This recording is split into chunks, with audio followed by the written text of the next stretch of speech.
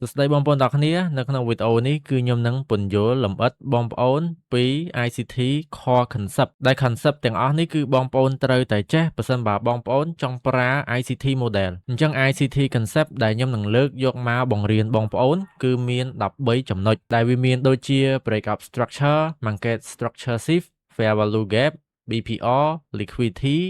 Internal and External Liquidity, PD Array, Optimal Trade Entry, SMT Divergent Mitigation Block Breaker Block Order Block ហើយជាមួយនឹង Clear Zone អញ្ចឹងកុំឲ្យខាតពេលយូរគឺយើងចូលមកចំណុចទី1របស់យើងដែលជា Break Up Structure នៅពេលដែលទីផ្សារវាមានទម្រង់ Uptrend វាតែងតែបង្កើត Higher High ជាមួយនឹង Higher Low ហើយរាល់ពេលដែលវាបង្កើត Higher High ថ្មីនេះវាឡើងបង្កើត Higher High ថ្មីគឺគេហៅវាថាជា Break Up Structure ឬក៏យើងអាចនិយាយបានថានៅពេលដែលផ្សារវាបុក break resistance វាបុក break resistance ទៅលើអាហ្នឹងគឺគេហៅវាជាការ break up structure អញ្ចឹងនៅពេលដែលផ្សារវាកំពុងតែ uptrend ហើយវាបានបង្កើត higher high ថ្មីអាហ្នឹងគឺគេហៅវាថាជាការ break up structure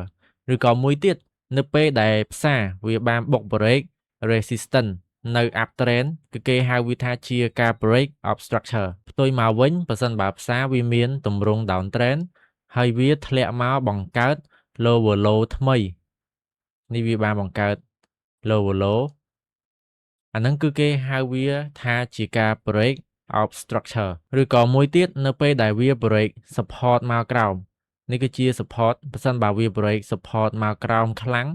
អាហ្នឹងគេហៅវាថាជាការ break up structure ដូចគ្នាអញ្ចឹងគឺយើងចង់ហៅវាបែបម៉េចក៏បានដែរអញ្ចឹងបងប្អូនគ្រាន់តែចំណាំថានៅពេលដែលផ្សារវា uptrend ហើយវាបង្កើត higher high ថ្មីអាហ្នឹងគឺជាការ break up structure ហើយនៅពេលដែលផ្សារវា downtrend ហើយវាបង្កើត lower low ថ្មីអាហ្នឹងគឺជាការ break up structure អញ្ចឹងតន់បងប្អូនអញ្ចឹងគឺយើងក៏លេខមកមើលឧទាហរណ៍ជាក់ស្ដែងម្ដងបងប្អូននៅពេលដែលផ្សារវាមានទម្រង់ uptrend បែបនេះ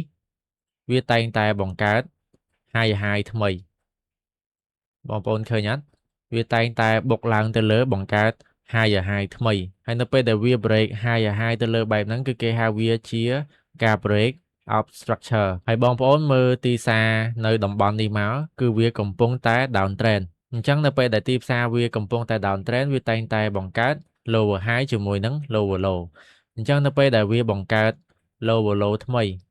គឺវាធ្លាក់មកក្រោមបន្តរហូតគឺគេហៅវាថាជាការ break up structure ហើយឥឡូវគឺយើងចូលមកដល់ចំណុចទី2របស់យើងដែលជា market structure shift ដើម្បីយើងអាចសម្គាល់ market structure shift បានគឺយើងត្រូវតែសម្គាល់ថាទីផ្សារហ្នឹងវាកំពុងតែ uptrend ឬក៏ downtrend អញ្ចឹងគឺខ្ញុំនឹងឧទាហរណ៍នៅពេលដែលផ្សារវាកំពុងតែ uptrend មុននៅពេលដែលផ្សារវាមានទម្រង់ uptrend បែបហ្នឹងហើយវាធ្លាក់មកវិញប៉ុន្តែវាបរាជ័យនៅក្នុងការបង្កើត higher high ថ្មីគឺវាអត់បុកឡើងទៅលើទេប៉ុន្តែវាធ្លាក់មកធ្លុះអា higher low នេះធ្លុះអា higher low ហ្នឹងមកក្រោមខ្លាំងតែម្ដងហើយការធ្លុះបែបហ្នឹងគឺគេហៅវាថាជា market structure shift អញ្ចឹងនៅពេលដែលវាបរាជ័យនៅក្នុងការបង្កើត higher high ថ្មីហើយវា break វាបានបុកទម្លុះ higher low អាហ្នឹងគឺគេហៅវាថាជា market structure shift ដែលនៅពេលដែលផ្សារវាបានបង្កើត market structure shift បែបហ្នឹងគឺវាផ្ដល់សញ្ញាឲ្យយើងដឹងថាផ្សារគឺកំពុងតែបដូរទិសដៅមក downtrend វិញហើយផ្ទុយមកវិញសម្រាប់ទីផ្សារដែលវាកំពុងតែ downtrend ហើយវាបានបរាជ័យនៅក្នុងការបង្កើត lower low ថ្មីគឺវាអត់បុកផ្ដាច់ lower low នេះទេវាបានបរាជ័យនៅក្នុងការបង្កើត lower low ថ្មីហើយវាបានបុកផ្ដាច់ lower high ចុងក្រោយគេនេះដែលនៅពេលដែលវាបុកផ្ដាច់អញ្ចឹងគឺគេហៅវាជា market structure shift អញ្ចឹងនៅពេលដែលផ្សារ downtrend វាបានបង្កើត market structure shift ហើយអាហ្នឹងគឺជាសញ្ញាដែលវាផ្ដល់ឲ្យយើងដឹងថាផ្សារគឺកំពុងតែបដូរទិសដៅទៅជា uptrend វិញហើយឥឡូវគឺយើងក៏លេខមកមើលឧទាហរណ៍ជាក់ស្ដែងបងប្អូនមើលឆាតរបស់មាស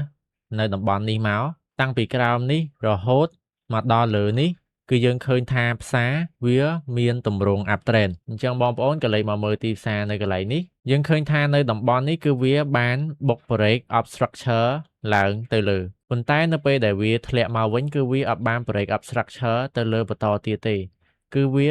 បាន break lower high ចុងក្រោយគេនេះគឺវា break មកក្រោមមួយទំហឹងតែម្ដងដូចបងប្អូនឃើញអញ្ចឹង candle របស់វានេះគឺវាធ្លាក់មកក្រោមមួយទំហឹងតែម្ដងដែលនៅពេលដែលវាបរាជ័យនៅក្នុងការបង្កើត higher high ថ្មីឬក៏វាបរាជ័យនៅក្នុងការ break up structure ឡើងទៅលើហើយវាធ្លុះ higher low ចុងក្រោយគេនេះអញ្ចឹងនៅពេលដែលវាធ្លុះបែបហ្នឹងគឺយើងហៅវាថាជា market structure shift ហើយនៅពេលដែលផ្សារវាបានបង្កើត market structure shift ហើយបងប្អូនក៏លេខមកមើលទម្រង់របស់ទីផ្សារគឺវាធ្លាក់មកក្រោមខ្លាំងមែនតែនហ្មងអញ្ចឹង market structure shift គឺជាសញ្ញាផ្ដល់ឲ្យយើងដឹងថាទីផ្សារគឺកំពុងតែប្ដូរទិសដៅហើយឥឡូវបងប្អូនក៏លេខមកមើលទីផ្សារនៅតំបន់នេះវិញដែលវាជា down trend ហើយបងប្អូនក៏លេខមកមើល lower low ចុងក្រោយគេនេះនៅពេលដែលផ្សារវា break up structure វាបង្កើតជា lower high ថ្មីគឺវាបានបុកឡើងទៅលើវិញប៉ុន្តែបងប្អូនមើលចំណុចនេះមកវាមិនបានធ្លាក់មកបង្កើត lower low ថ្មីទេគឺវាបរាជ័យនៅក្នុងការ break up structure មកក្រោមបន្តទៀតតែផ្ទុយទៅវិញគឺវាបានបុកឡើងទៅលើដែលវាបានបង្កើត market structure shift អញ្ចឹងនៅតំបន់នេះផ្សារវាបានបុកឡើងបង្កើតទៅជា market structure shift ហើយនៅពេលដែលវាបង្កើត market structure shift គឺយើងឃើញថាផ្សារវាបានបដូរទិសដៅទៅជា uptrend វិញម្ដងអញ្ចឹងយល់អត់បងប្អូននៅត្រង់ចំណុចហ្នឹងឥឡូវគឺយើងបន្តមកចំណុចទី3របស់យើងដែលជា fair value gap អញ្ចឹង fair value gap គឺជា candle 3ដែល candle កណ្ដាលគេហ្នឹងគឺវាបន្សល់ទុកនៅចន្លោះប្រហោងហើយចន្លោះប្រហោងកណ្ដាលគេហ្នឹងគឺគេហៅវាថាជា fair value gap អញ្ចឹងនៅពេលដែលផ្សារដើរខ្លាំងមិនថា uptrend ឬក៏ downtrend ទេនៅពេលដែលមានអ្នកលក់ឬក៏អ្នកទិញខ្លាំងគឺផ្សារវាតែងតែបន្សល់ទុកនៅចន្លោះប្រហោងបែបហ្នឹងអាហ្នឹងគឺគេហៅវាថាជា fair value gap ហើយសម្រាប់ bearish fair value gap គឺវាដូចគ្នាទៅនឹង bullish fair value gap ដែរនៅពេលដែលផ្សារគឺវាធ្លាក់ខ្លាំងគឺវាអាចនឹងបន្សល់ទុកនៅចន្លោះប្រហោងមួយហើយចន្លោះប្រហោងមួយហ្នឹងគឺគេហៅវាថាជា fair value gap ឥឡូវបងប្អូនក៏លេខមកមើលទីផ្សារជាក់ស្ដែងមកនៅតំបន់នេះគឺផ្សារវាបុកឡើងខ្លាំងមែនតើអញ្ចឹងតើកាលណាវាបុកឡើងខ្លាំងបងប្អូនឃើញអត់គឺវាសល់ចន្លោះប្រហោងធំអញ្ចឹងអាចចន្លោះប្រហោងមួយហ្នឹងគឺគេហៅវាថាជា fair value gap ហើយដូចនៅកន្លែងនេះអញ្ចឹងផ្សារគឺវាធ្លាក់ខ្លាំងហើយនៅពេលដែលវាធ្លាក់ខ្លាំងអញ្ចឹងគឺវាសល់ចន្លោះប្រហោងនៅកណ្ដាលគេអញ្ចឹងបងប្អូនឃើញអត់អញ្ចឹងចន្លោះប្រហោងមួយហ្នឹងគឺគេហៅវាថាជា fair value gap នៅពេលដែលផ្សារវាឡើងខ្លាំងវាមាន fair value gap គេហៅវាជា bullish fair value gap ប៉ុន្តែនៅពេលដែលផ្សារវាធ្លាក់ខ្លាំងហើយវាបន្សល់ទុកនៅ fair value gap គេហៅវាជា bearish fair value gap អញ្ចឹងខ្ញុំសង្ឃឹមថាបងប្អូននឹងយល់ត្រង់ហ្នឹងឥឡូវគឺយើងចូលមកដល់ចំណុចទី4របស់យើងដែលជា BPR ដែលពាក្យពេញរបស់វាមានន័យថា balance price range សម្រាប់ BPR វាក៏ជា fair value gap ដែរប៉ុន្តែវាជា fair value gap 2ដែលមាន bearish មួយនិង bullish fair value gap មួយអញ្ចឹងដូចបងប្អូនឃើញកន្លែងនេះអញ្ចឹងនេះគឺជា bearish fair value gap ហើយនេះគឺជា bullish fair value gap អញ្ចឹងនៅពេលដែល fair value gap 2ផ្ទុយគ្នាត្រួតពីលើគ្នាបែបហ្នឹងគឺវាបង្កើតបានទៅជា BPR ដែលគេហៅថា balance price range អញ្ចឹងម្ដងទៀត BPR គឺជា fair value gap 2ដែលមាន bearish និង bullish fair value gap ត្រួតពីលើគ្នាហើយវាបង្កើតបានទៅជា BPR ហើយបើសិនបើ BPR ហ្នឹងគឺជា bearish BPR គឺ bearish SVG នឹងក្រោបដណ្ដប់ទៅលើ bullish SVG ដែលវានឹងមានទម្រង់បែបនេះអញ្ចឹងបងប្អូនក៏លេខមកមើលទីផ្សារនៅតំបន់នេះមកទីផ្សារនៅកន្លែងនេះគឺវាមាន bearish SVG ហើយមាន bullish SVG ដែល bullish SVG គឺវាបានបុកឡើងទៅបិទ candle នៅលើ bearish SVG ហើយវាក៏បង្កើតបានទៅជា BPR អញ្ចឹង BPR នេះគឺជា bullish BPR ហើយឧទាហរណ៍មួយទៀតបងប្អូនក៏លេខមកមើលទីផ្សារនៅត្រង់នេះមកវាមាន bullish SVG ជាមួយនឹង bearish SVG ដែលនៅតម្លៃនេះ bearish SVG គឺបាន close candle នៅក្រោម bullish SVG ដែលវាបានក្រោបដណ្ដប់ទៅលើ bullish SVG ហើយក៏បង្កើតបានទៅជា BPR ដែលយើងហៅបានថាជា bearish BPR អញ្ចឹងតន់កន្លែងហ្នឹងបងប្អូនឥឡូវគឺយើងចូលមកដល់ចំណុចទី5របស់យើងដែលជា liquidity អញ្ចឹងតើ liquidity គឺជាអ្វី liquidity គឺជា zone ដែលភាគច្រើន trader គាត់ដាក់ stop loss នៅកន្លែងហ្នឹងហើយកន្លែងណាដែល trader គាត់ដាក់ stop loss ហ្នឹងគឺជា zone liquidity ហើយ liquidity វាមាននៅ equal high equal low ឬក៏ swing high ឬក៏ swing low ហើយ liquidity វាមាននៅ session high និង low ដូចគ្នាដូចជា RC high ឬក៏ RC low London high ឬក៏ London low អីជាដើមអញ្ចឹងបងប្អូនក៏លេខមកមើលទីផ្សារជាក់ស្ដែងមកនៅតំបន់នេះគឺយើងឃើញថាវាមាន equal high ជាមួយនឹង equal low អញ្ចឹងនៅពេលដែលបងប្អូនសម្គាល់ equal high ជាមួយនឹង equal low ហើយគឺបងប្អូនរកឃើញតំបន់ liquidity ហើយអញ្ចឹងផ្សារជាទូទៅវាតែងតែទៅយក liquidity ដោយកន្លែងនេះអញ្ចឹងវាមាន liquidity នៅ equal high ហើយមាន liquidity នៅ equal low ហើយយើងមើលតាមជាក់ស្ដែងមកផ្សារគឺវាបានធ្លាក់មកយក liquidity នៅ equal low នេះអញ្ចឹងបើសិនបើ trader គាត់ចូលទិញនៅតំបន់នេះហើយគាត់ដាក់ SL នៅក្រោម equal low ឬក៏នៅ equal low ហ្មងគឺផ្សារនឹង CSL របស់គាត់ហើយនៅពេលដែលផ្សារ CSL បែបហ្នឹងគឺយើងនឹងខ្លាចទៅជា liquidity របស់គេហើយឧទាហរណ៍មួយទៀតបងប្អូនអាចកលេចមកមើលឆាតនៅកន្លែងនេះបាននេះគឺជា swing low នេះគឺជា swing low នេះគឺជា swing low នៅពេលដែលផ្សារវា down trend គឺវាតែងតែធ្លាក់មកយក liquidity នៅ swing low ហើយបងប្អូនក៏លេខមកមើលតំបន់នេះវិញមកនៅពេលដែលផ្សារវា up trend គឺវាតែងតែយក liquidity នៅ swing high នេះគឺជា swing high គឺវាតែងតែឡើងបុកបដាច់យក liquidity នៅ swing high អញ្ចឹងបើសិនបើផ្សារវា down trend គឺវាតែងតែមកយក liquidity នៅ swing low ហើយបើសិនបើផ្សារវា up trend គឺវាតែងតែឡើងមកយក liquidity នៅ swing high អញ្ចឹងសរុបមកវិញ liquidity គឺជា zone ដែល trader គាត់ដាក់ SL ហើយ liquidity វាមាននៅ equal high equal low ជាមួយនឹង swing high ហើយនឹង swing low ហើយនៅអត់ទាន់ចប់ទេ liquidity គឺគេបែងចែកចេញជា2ទី1គឺ buy side liquidity ទី2គឺ sell side liquidity ដូចខ្ញុំបញ្យល់មុនហ្នឹងអញ្ចឹង equal high ហើយ equal low វាគឺជា liquidity ដូចគ្នាទេប៉ុន្តែបើសិនបើយើងចង់បែងចែកវាឲ្យដាច់ equal high គឺយើងអាចហៅវាជា buy side liquidity ហើយ equal low គឺយើងអាចហៅវាជា sell side liquidity ហើយមួយទៀត swing high គឺយើងអាចហៅវាបានជា buy side liquidity ហើយ swing low គឺយើងអាចហៅវាជា sell side liquidity បានដូចគ្នាបងប្អូនគ្រាន់តែចំណាំប៉ុណ្ណេះមកបើសិនបើ liquidity គឺវានៅកំពូលខាងលើវាគឺជា buy side liquidity ប៉ុន្តែបើសិនបើ liquidity វានៅបាតខាងក្រោមវាគឺជា sell side liquidity អញ្ចឹងបងប្អូនតន់កន្លែងហ្នឹងឥឡូវគឺយើងចូលមកដល់ចំណុចទី6របស់យើងដែលជា internal និង external liquidity អញ្ចឹងតើអ្វីទៅគឺជា internal និង external liquidity internal liquidity គឺជា liquidity ដែលនៅក្នុង trading range ហើយសម្រាប់ external liquidity គឺជា liquidity ដែលនៅក្រៅ trading range ឧទាហរណ៍នេះគឺជា range របស់ទីផ្សារហើយផ្សារគឺវាដើរនៅក្នុង range ធំរបស់វានេះអានេះគឺជា high ហើយអានេះគឺជា low អញ្ចឹងអា high ជាមួយនឹង low របស់ range ដែលទីផ្សារកំពុងតែដើរនៅក្នុងហ្នឹងគឺជា external liquidity ហើយសម្រាប់ internal liquidity វិញគឺវានៅក្នុង external liquidity អញ្ចឹង internal liquidity គឺវាមាននៅ swing low swing high swing high swing low ឬក៏ swing low នេះឬក៏ swing high នេះអញ្ចឹងគឺយើងអាចនិយាយបានថាកំពូលជាមួយនឹងបាតរបស់ទីផ្សារគឺជា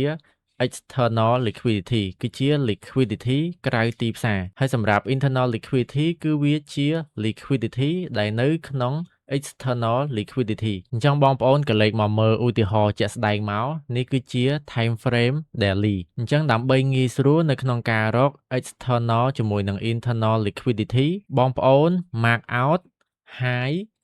ជាមួយនឹង low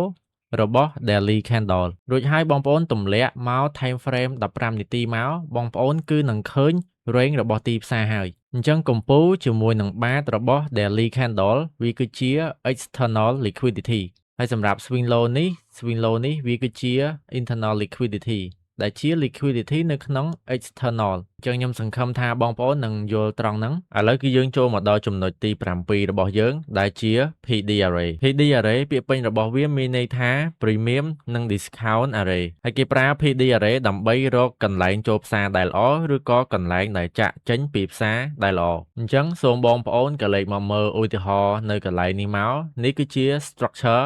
higher high ជាមួយនឹង higher low នៅពេលដែលទីផ្សារបានបង្កើត higher high ថ្មីគឺបងប្អូនអាចចាប់ zone premium ជាមួយនឹង discount បានហើយអញ្ចឹងបងប្អូន mark out swing high ជាមួយនឹង swing low មករួចហើយបងប្អូនទាញ Fibonacci ពី swing low មកកាន់ swing high មកដើម្បីរក 50% នៃ zone អញ្ចឹងត្រង់នេះគឺជាពាក់កណ្ដាលនៃ zone របស់យើងអញ្ចឹងបងប្អូន mark out 50% របស់ zone របស់យើងមកហើយយើងលុប Fibonacci ចេញវិញអញ្ចឹងឥឡូវគឺយើងបានជាមួយនឹង zone premium ហើយ discount ហើយអញ្ចឹង 50% របស់ zone ទៅខាងលើគឺយើងហៅជា premium zone ហើយ 50% ចុះក្រោមរបស់ zone គឺយើងហៅជា discount zone បើសិនបើទីផ្សារកំពុងតែ uptrend ហើយបងប្អូនចង់ buy គឺបងប្អូនចាំធ្វើម៉េចឲ្យផ្សារគឺវាធ្លាក់មកកាន់ discount zone សិនហើយនៅពេលដែលផ្សារវាធ្លាក់មកកាន់ discount zone ហ្នឹងគឺបងប្អូនអាចរកកន្លែងចូល buy បានហើយអញ្ចឹងនៅពេលដែលយើងប្រើ PD array គឺវាធ្វើឲ្យយើងងាយស្រួលនៅក្នុងការរក entry ឬក៏ exit របស់យើងឧទាហរណ៍បើសិនបើបងប្អូនអត់ប្រើ PD array ទេនៅពេលដែលបងប្អូនឃើញផ្សារវាធ្លាក់ pull back មកបន្តិចគឺវាបុកឡើងវិញបងប្អូនអាចនឹងគិតថាវាអាចនឹងឡើងនៅកន្លែងហ្នឹងហើយអញ្ចឹងបើសិនបើបងប្អូនចូល buy នៅកន្លែងហ្នឹងផ្សារនៅពេលដែលវាធ្លាក់មកក្រោមតទៀតវាទាំងអាច CSL របស់យើងប៉ុន្តែនៅពេលដែលយើងប្រើ PD array គឺយើងដឹងថា zone ណាដែលយើង buy ទៅល្អអញ្ចឹងយើងងាយស្រួលនៅក្នុងការចូល trade ឥឡូវបងប្អូនក៏លេខមកមើលនៅពេលដែលទីផ្សារបង្កើត lower low ជាមួយនឹង lower high វិញម្ដងអញ្ចឹងនៅពេលដែលទីផ្សារវាមានទម្រង់ lower low ជាមួយនឹង lower high បងប្អូន mark out swing high ជាមួយនឹង swing low មករួចហើយបងប្អូនទាញ Fibonacci ពីលើមកខាងក្រោមវិញហើយយើងរក 50% នៃ zone របស់យើងអញ្ចឹងនៅពេលដែលយើងបានកំណត់ PD array របស់យើងហើយយើងរងចាំធ្វើយ៉ាងណាឲ្យផ្សារគឺវា pull back មកកាន់ premium zone វិញទើបយើងធ្វើការរក entry sell ឧទាហរណ៍នៅពេលដែលផ្សារវាឡើងទៅដល់ premium zone ហើយគឺយើងចូលធ្វើការ sell នៅកន្លែងនេះអញ្ចឹងបើសិនបើផ្សារវា respect អា zone premium ហ្នឹងគឺវានឹងធ្លាក់មកក្រោមបន្តទៀតហើយអញ្ចឹងបងប្អូនចំណាំតែប៉ុណ្ណេះមក premium zone គឺជា zone ដែលយើងអាចរក entry sell ដែលល្អហើយសម្រាប់ discount zone គឺជា zone ដែលយើងអាចរក entry buy ដែលល្អឥឡូវបងប្អូនក៏លេខមកមើលឧទាហរណ៍ជាក់ស្ដែងទីផ្សារនៅត្រង់នេះអញ្ចឹងទីផ្សារនៅត្រង់នេះវាមានទម្រង់ higher high ជាមួយនឹង higher low ដែលជាទម្រង់ uptrend អញ្ចឹងបើសិនបើវាមានទម្រង់បែបហ្នឹងបងប្អូន mark out swing low ជាមួយនឹង swing high មក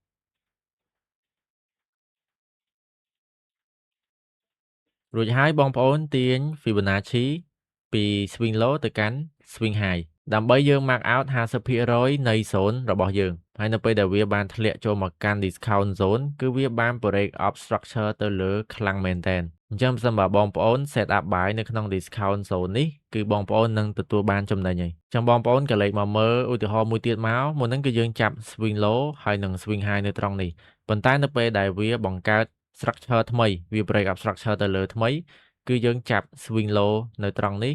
ហើយ swing high គឺនៅត្រង់នេះអញ្ចឹងគឺយើងទទួលបានជាមួយនឹង PD array ថ្មីហើយនៅពេលដែលយើងបានកំណត់សម្គាល់ PD array រួចហើយបងប្អូនក៏លេខមកមើលទីផ្សារនៅត្រង់នេះមកគឺវាបានធ្លាក់ចូលមកកាន់ discount zone ម្ដងទៀតរួចហើយក៏វាបានបុកទៅលើមួយទំហឹងតែម្ដងដែលវាបាន break up structure ថ្មីអញ្ចឹងរបៀបដែលយើងប្រើ PD array គឺគេប្រើបែបហ្នឹងបងប្អូនហើយបងប្អូនក៏លេខមកមើលឧទាហរណ៍នៅត្រង់នេះមួយទៀតមកដែលជាទីផ្សារ downtrend ដែលវាបង្កើត lower low ជាមួយនឹង lower high អញ្ចឹងបងប្អូន mark out swing high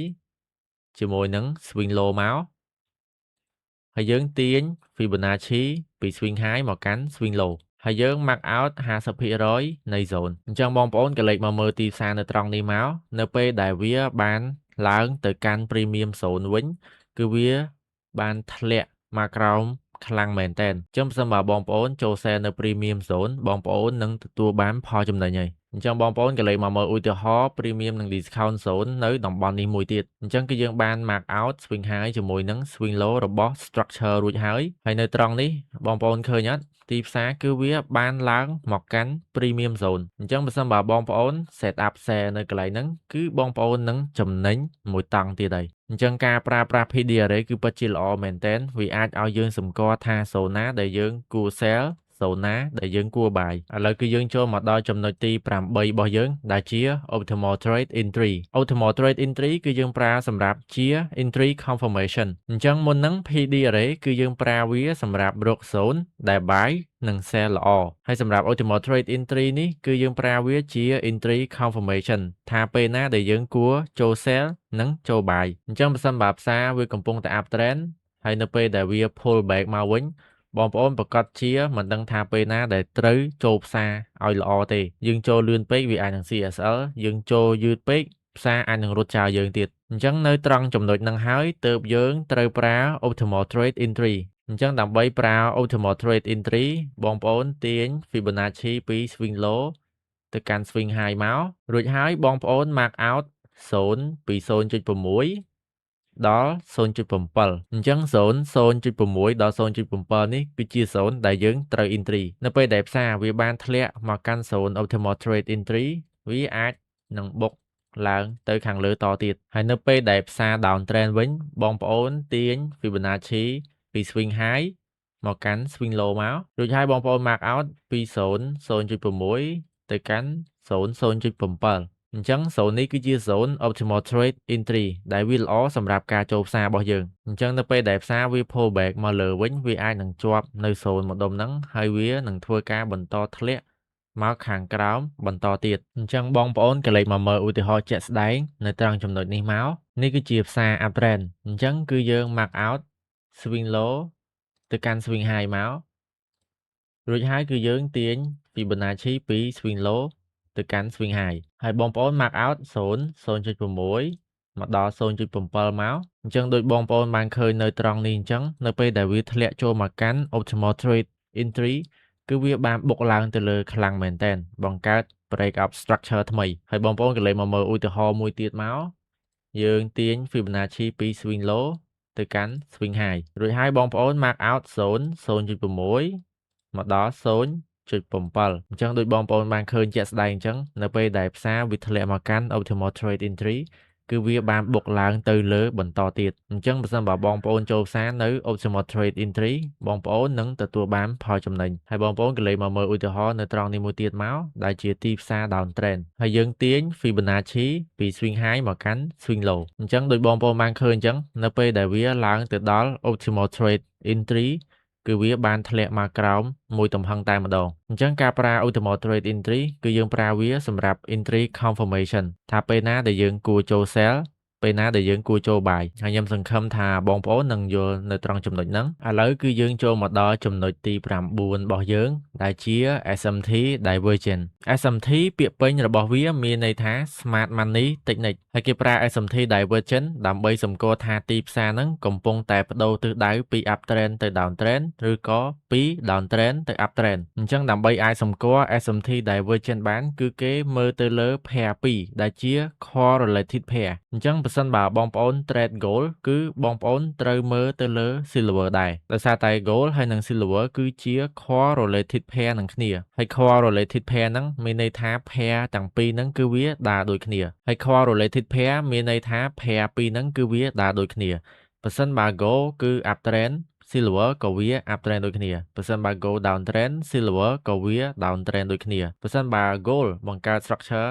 high low silver គឺវាទៅតាមនឹងដែរវាបង្កើត structure ដូចគ្នាអញ្ចឹងនេះគឺគេហៅវាជា correlated pair ជាទូទៅ structure របស់ gold ហើយជាមួយនឹង silver គឺវាបែបនេះបើសិនបើ gold ឡើង silver គឺវាឡើងដូចគ្នា structure គឺវាមានដូចគ្នាតែម្ដងប៉ុន្តែសូមបងប្អូនក៏លេខមកមើល structure របស់ gold ជាមួយនឹង silver នៅកន្លែងនេះមក gold គឺវាបានបង្កើត high ថ្មីប៉ុន្តែ silver គឺវាបរាជ័យនៅក្នុងការបង្កើត high ថ្មីដែល pair ទាំងពីរហ្នឹងគឺវាដើរអត់ដូចគ្នាទេហើយនៅពេលដែល pair ទាំងពីរហ្នឹងវាបង្កើត structure ខុសគ្នាគឺគេហៅវាថាជា SMT Divergence ដែលវាផ្ដល់សញ្ញាឲ្យយើងដឹងថា pair ទាំងពីរហ្នឹងគឺចិត្តបដូរទិសដៅមកជា downtrend វិញហើយអញ្ចឹងបើសិនបើវាដល់ពេលដែលវាត្រូវបដូរទិសដៅគឺវានឹងធ្លាក់មកក្រោមបង្កើតជា high ជាមួយនឹង high low ហើយចំណែកឯ silver គឺដូចគ្នាគឺវានឹងបង្កើត structure high ជាមួយនឹង high low អញ្ចឹងម្ដងទៀតដើម្បីយើងអាចសម្គាល់ SMT Divergence បានគឺយើងត្រូវមើលទៅលើ pair 2 gold ហើយនិង silver នៅក្នុង uptrend ប្រសិនបើ gold វាបង្កើត high ថ្មីប៉ុន្តែ silver វាមិនបានបង្កើត high ថ្មីទេអាហ្នឹងគឺវាផ្ដល់សញ្ញាឲ្យយើងដឹងថាការបដូរទិសដៅគឺជិតមកដល់ហើយមួយវិញទៀតប្រសិនបើ silver វាបានបង្កើត high ថ្មីប៉ុន្តែ gold វាបរាជ័យនៅក្នុងការបង្កើត high ថ្មីអាហ្នឹងក៏ជា SMT divergent ដូចគ្នាហើយបងប្អូនក៏លេខមកមើលឧទាហរណ៍មួយទៀតមកដែលទីផ្សារកំពុងតែ downtrend អញ្ចឹងប្រសិនបើទីផ្សារ downtrend gold បានបង្កើត lower low ថ្មីប៉ុន្តែ silver បរាជ័យនៅក្នុងការបង្កើត lower low ថ្មីអាហ្នឹងគឺវាផ្ដល់សញ្ញាឲ្យយើងដឹងថាទីផ្សារគឺចិត្តបដូរទិសដៅទៅជា uptrend វិញហើយអញ្ចឹងនៅពេលដែលវាដល់ពេលវេលាដែលត្រូវបដូរទិសដៅគឺវានឹងបុកឡើងទៅលើវិញតែម្ដងហើយ silver ក៏ដូចគ្នាតែពេលដែលដល់ពេលវេលាដែលវានឹងត្រូវបដូរទិសដៅគឺវានឹងបុកឡើងទៅលើហើយឥឡូវបងប្អូនក៏លេខមកមើលឧទាហរណ៍ជាក់ស្ដែងមកនៅខាងឆ្វេងរបស់ខ្ញុំគឺជាឆាតរបស់ gold នៅខាងស្ដាំរបស់ខ្ញុំគឺជាឆាតរបស់ silver អញ្ចឹងសូមបងប្អូនក៏លេខមកមើលនៅចំណុចនេះនៅឆាតរបស់ gold គឺវាបានបង្កើត lower low ថ្មីប៉ុន្តែនៅឆាតរបស់ silver គឺវាបានបរាជ័យនៅក្នុងការបង្កើត lower low ថ្មីគេហៅវាថាជា SMT divergent អញ្ចឹងនៅពេលដែលវាមាន SMT divergent បងប្អូនឃើញអត់គឺទីផ្សារវាបានបុកឡើងទៅលើទាំង gold ហើយនិង silver ហើយបងប្អូនសូមកលេចមកមើលឧទាហរណ៍នៅត្រង់ចំណុចនេះវិញម្ដងនៅពេលដែលទីផ្សារវាកំពុងតែ uptrend យើងឃើញថាទីផ្សារវាបានបុកឡើងបង្កើត high ថ្មីប៉ុន្តែនៅ silver គឺវាបរាជ័យនៅក្នុងការបង្កើត high ថ្មីដែលវាគឺជា SMT divergent ចាំបងប្អូនមើលមកនៅពេលដែលវាមាន SMT divergent រវាង gold ជាមួយនឹង silver គឺវាចាប់ផ្ដើមបដូរទិសដៅមកជា downtrend វិញតែម្ដងអញ្ចឹងតាន់កន្លែងហ្នឹងអត់បងប្អូនឥឡូវគឺយើងចូលមកដល់ចំណុចទី10របស់យើងដែលជា mitigation block គឺយើងអាចសម្គាល់វាបាននៅពេលដែលទីផ្សារកំពុងតែ uptrend ឬក៏ downtrend ហើយនៅពេលដែលទីផ្សារបាន break of structure ទៅលើបែបនេះគឺយើងអាចរកឃើញ mitigation block បានហើយដែល mitigation block គឺនៅ zone high high ហើយនឹង high អញ្ចឹង swing high ឬក៏ high យើងអាចហៅវាបានថាជា mitigation block អញ្ចឹងបងប្អូនគ្រាន់តែចំណាំប៉ុណ្ណេះមក high ឬក៏ swing high នៅពេលដែលទីផ្សារវាកំពុងតែ uptrend វាគឺជា mitigation block ហើយអញ្ចឹងនៅពេលដែលទីផ្សារវា pull back មកកាន់ mitigation block វិញគឺវាបានបុកឡើងទៅលើ break of structure បន្តទៀតរួចហើយក៏វា pull back មកកាន់ mitigation block ហើយបុកឡើងទៅលើបង្កើតទៅជា break of structure បន្តទៀតហើយសម្រាប់ទីផ្សារកំពុងតែ downtrend គឺយើងអាចរក mitigation block បាននៅ lower low អញ្ចឹង lower low ឬក៏ swing low វាគឺជា zone mitigation block អញ្ចឹងបងប្អូនចំណាំតែប៉ុណ្ណេះមក lower low ហើយនិង swing low នៅក្នុង downtrend វាគឺជា mitigation block អញ្ចឹងសម្រាប់ uptrend high ជាមួយនឹង swing high វាគឺជា mitigation block សម្រាប់ទីផ្សារ downtrend lower low ហើយនិង swing low វាគឺជា mitigation block អញ្ចឹងនៅពេលដែលទីផ្សារវាឡើងទៅកាន់ mitigation block គឺវាបានធ្លាក់មកក្រោមបន្តទៀតរួចហើយក៏វាឡើងទៅretest នៅ mitigation block បើ mitigation block ហ្នឹងវាទប់ជាប់វានឹងបន្តធ្លាក់មកក្រោមបន្តទៀតអញ្ចឹងសូមបងប្អូនកលេចមកមើលឧទាហរណ៍ជាក់ស្ដែងនៅទីផ្សារត្រង់នេះមកនេះគឺជាទីផ្សារ uptrend ហើយនៅកន្លែងនេះគឺវាបាន break of structure ទៅលើអញ្ចឹងនៅពេលដែលវាបាន break of structure ទៅលើបែបហ្នឹង candle មួយនេះគឺវាបានคล้ายទៅជា mitigation block អញ្ចឹងនៅពេលដែលទីផ្សារវាធ្លាក់ចូលមកកាន់ mitigation block វិញគឺវាបានបុកឡើង break up structure ទៅលើបន្តទៀតហើយបងប្អូនកន្លែងមកមើលទីផ្សារ uptrend នៅកន្លែងនេះមួយទៀតមកវាបាន break up structure ទៅលើអញ្ចឹង candle មួយនេះគឺវាបានคล้ายទៅជា mitigation block ហើយនៅពេលដែលទីផ្សារវាបានធ្លាក់ចូលមកកាន់ mitigation block វិញគឺវាបានបុកឡើងទៅលើបន្តទៀតហើយឧទាហរណ៍មួយទៀតបងប្អូនកលេចមកមើលទីផ្សារ downtrend នៅកន្លែងនេះវិញមកនៅត្រង់នេះទីផ្សារវាបាន break up structure ទៅក្រោមអញ្ចឹងអា candle មួយនេះគឺវាបានคล้ายទៅជា mitigation block អញ្ចឹងនៅពេលដែលទីផ្សារវា pull back ចូលមកកាន់ mitigation block វិញគឺវាបានបន្តធ្លាក់មកក្រោមតទៀតហើយបងប្អូនកលេចមកមើលទីផ្សារ downtrend នៅកន្លែងនេះវិញមកត្រង់នេះគឺវាបាន break up structure មកក្រោម អញ្ចឹង candle មួយនេះគឺវាបានក្លាយទៅជា candle mitigation block អញ្ចឹងនៅពេលដែលទីផ្សារវាបានឡើងចូលមកក្នុង mitigation block វិញគឺវាបានបន្តធ្លាក់មកខាងក្រោមបន្តទៀតអញ្ចឹងបងប្អូនយល់ត្រង់ហ្នឹងនៅបើបងប្អូនយល់ហើយគឺយើងចូលមកដល់ចំណុចទី11របស់យើងដែលជា breaker block breaker block គឺយើងអាចសម្គាល់បាននៅពេលដែលទីផ្សារវាបានបដូរទិសដៅពី downtrend ទៅ uptrend ឬក៏ពី uptrend មក downtrend វិញឬក៏នៅពេលដែលទីផ្សារវាបានបង្កើត market structure shift អញ្ចឹងបងប្អូនក៏លេខមកមើលទម្រង់ទីផ្សារនៅត្រង់នេះមកវាមានទម្រង់ downtrend រួចហើយវាក៏បានបុកឡើងទៅលើបង្កើត market structure shift ហើយនៅពេលដែលវាបានបដូរទិសដៅបង្កើត market structure shift high low ចុងក្រោយគេនេះគឺបានក្លាយទៅជា breaker block អញ្ចឹង breaker block គឺយើងអាចសម្គាល់វាបាននៅពេលដែលទីផ្សារវាបានបង្កើត market structure shift អញ្ចឹងនៅពេលដែលទីផ្សារវាបង្កើត market structure shift ហើយគឺវាអាច pull back មកកាន់ breaker block វិញហើយវាក៏បន្តឡើងទៅលើវិញដែលបង្កើតទៅជា uptrend សម្រាប់ទីផ្សារ uptrend វិញនៅពេលដែលវាបានបង្កើត market structure shift អា high low ចុងក្រោយគេនេះគឺវាបានក្លាយទៅជា breaker block អញ្ចឹងនៅពេលដែលទីផ្សារវាឡើងទៅ breaker block វិញវាអាចបន្តធ្លាក់មកក្រោមបង្កើតទៅជា downtrend វិញម្ដងចាំបងប្អូនចំណាំតែប៉ុណ្ណេះមកទីណាមាន market structure shift ទីនោះគឺមាន breaker block ហើយអញ្ចឹង breaker block គឺយើងអាចសម្គាល់បាននៅពេលដែលទីផ្សារវាបង្កើត market structure shift អញ្ចឹងសូមបងប្អូនកលេចមកមើលឧទាហរណ៍នៅត្រង់នេះមកនៅកន្លែងនេះទីផ្សារវាបានបង្កើត market structure shift អញ្ចឹងនៅពេលដែលទីផ្សារវាបានបង្កើត market structure shift candle មួយនេះគឺវាបានក្លាយទៅជា breaker block អញ្ចឹងនៅពេលដែលទីផ្សារវាឡើងទៅប៉ះ breaker block វិញគឺវាបន្តធ្លាក់មកខាងក្រោមខ្លាំងមែនទែនហើយបងប្អូនក៏លេខមកមើលទីផ្សារនៅត្រង់នេះមួយទៀតមកនៅពេលដែលទីផ្សារវាបានបង្កើត market structure shift bearish candle មួយនេះគឺវាបានក្លាយទៅជា breaker block អញ្ចឹងនៅពេលដែលទីផ្សារវាឡើងមក zone breaker block វិញគឺវាបានបន្តធ្លាក់មកខាងក្រោមខ្លាំងមែនទែនហើយឥឡូវបងប្អូនក៏លេខមកមើលទីផ្សារនៅពេលដែលវាបដូរទៅជា uptrend វិញម្ដងអញ្ចឹងនៅត្រង់នេះគឺវាបានបុក break បង្កើតទៅជា market structure shift ហើយ candle bullish មួយនេះគឺវាបានក្លាយទៅជា breaker block អញ្ចឹងនៅពេលដែលទីផ្សារវាបានធ្លាក់ចូលមកកាន់ breaker block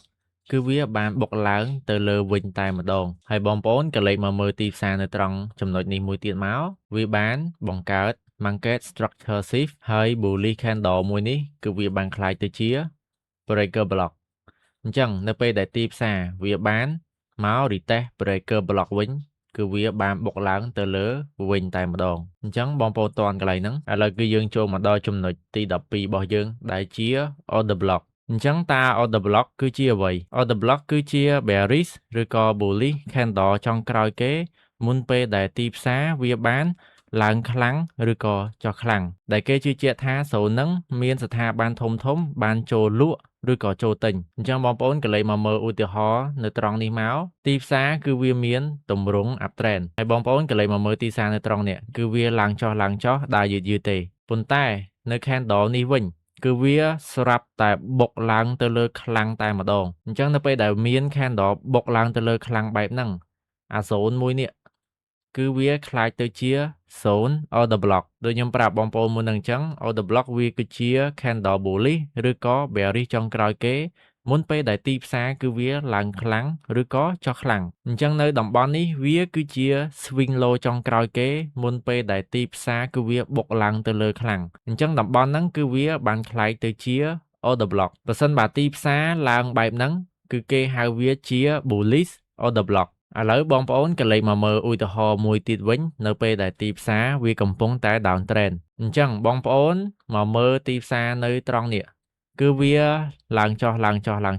ដើរយឺតទេអញ្ចឹងទីផ្សារនៅក្នុង range នេះគឺយើងមិនអាចចាប់វាជា order block បានទេប៉ុន្តែបងប្អូនក៏លេខមកមើល candle មួយនេះមុនហ្នឹងគឺវាឡើងចុះមួយទេប៉ុន្តែ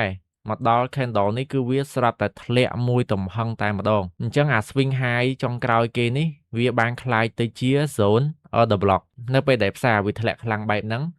វាអាចនឹងឡើងទៅ retest order block វិញរួចហើយវានឹងបន្តធ្លាក់មកក្រោមតទៀតអញ្ចឹង order block មួយនេះគេហៅវាជា bearish order block សម្រាប់ទីផ្សារ uptrend វាដូចទៅនឹងទីផ្សារ downtrend ដែរនៅពេលដែលវាបង្កើត impulsive move វាបុកឡើងខ្លាំងវាអាចនឹង pull back មកកាន់ order block វិញអញ្ចឹងគឺគេចាំបាយនៅកន្លែង order block នេះអញ្ចឹងនៅពេលដែលវាធ្លាក់មកដល់ order block វិញផ្សារវាអាចនឹងបុកឡើងទៅលើបន្តទៀតអញ្ចឹងបងប្អូនកលេចមកមើលឧទាហរណ៍ជាក់ស្ដែងនៅត្រង់នេះមកយើងឃើញថាទីផ្សារនៅកន្លែងនេះគឺវាឡើងចុះឡើងចុះឡើងចុះទេប៉ុន្តែនៅត្រង់នេះទីផ្សារគឺវាស្រាប់តែបុកឡើងទៅលើខ្លាំងអញ្ចឹងនៅពេលដែលវាបុកឡើងទៅលើខ្លាំងអា swing low នេះ candle bearish ចុងក្រោយគេហ្នឹងវាបានคล้ายទៅជា order block អញ្ចឹងនៅពេលដែលវាមាន order block បងប្អូនឃើញទីផ្សារគឺវាធ្លាក់មកយក order block ហ្នឹងវិញអត់អញ្ចឹងនៅពេលដែលវាធ្លាក់មក retest order block ហ្នឹងវិញគឺវាបន្តបុកឡើងទៅលើតទៀតហើយបងប្អូនកលេចមកមើលឧទាហរណ៍នៅត្រង់នេះមួយទៀតមកត្រង់នេះគឺយើងឃើញថាទីផ្សារគឺវាបានធ្លាក់2 candle គឺវាឡើងចុះយឺតទេវាមាន wick ទាំងលើ wick ទាំងក្រោមរួចហើយវាក៏ស្រាប់តែបុកទៅលើមួយទំហឹងតែម្ដងអញ្ចឹងអា bearish candle ចុងក្រោយគេនេះគឺយើងអាចចាប់វាជា order block បានហើយទីផ្សារក៏វាបានធ្លាក់មក retest order block រួចហើយក៏វាបានបុកឡើងទៅយក buy side liquidity នៅខាងលើនេះហើយបងប្អូនកលេចមកមើលទីផ្សារនៅត្រង់នេះមួយទៀតមកដែលវាជា bearish order block អញ្ចឹងយើងឃើញថាទីផ្សារវាបាន pull back ឡើងទៅលើរួចហើយវាក៏បានធ្លាក់មកក្រោមមួយទំហឹងវិញអញ្ចឹង bullish candle នេះគឺយើងអាចចាប់វាជា order block បានហើយនៅពេលដែលទីផ្សារវាបានឡើងទៅប៉ះ order block គឺវាបានធ្លាក់មកក្រោមខ្លាំងបន្តទៀតដែលវាបានបង្កើត impulsive move ហើយបងប្អូនកលេចមកមើលកន្លែងនេះមួយទៀតមកទីផ្សារនៅត្រង់នេះគឺវាបានធ្លាក់មកក្រោមខ្លាំងដែរអញ្ចឹង bullish candle មួយនេះគឺវាបានក្លាយទៅជា order block ហើយនៅពេលដែលវាឡើងទៅ zone order block គឺវាបានធ្លាក់មកក្រោមមួយទំហឹងតែម្ដង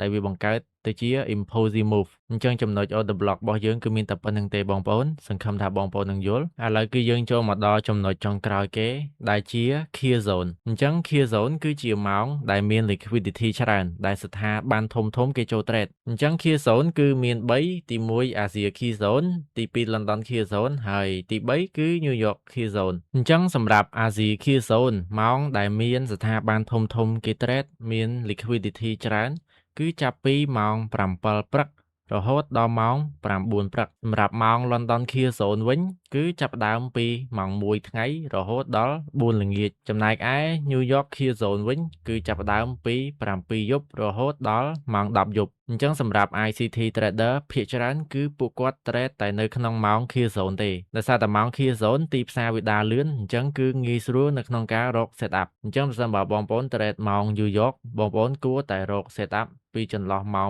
7ដល់ម៉ោង10យប់ទៅបើបងប្អូន trade ម៉ោង London បងប្អូនរក setup នៅក្នុងម៉ោង1ថ្ងៃដល់ម៉ោង4ល្ងាចទៅហើយបើបងប្អូន trade នៅក្នុងម៉ោងអាស៊ីវិញបងប្អូនអាច trade ក្នុងកំឡុងម៉ោង7ព្រឹកដល់ម៉ោង9ព្រឹកទៅគឺវាល្អអញ្ចឹងសម្រាប់ Key Zone គឺយើងមានតែប៉ុណ្្នឹងទេបងប្អូនវាគឺជាពេលដែលមានស្ថាប័នធំគេចូល trade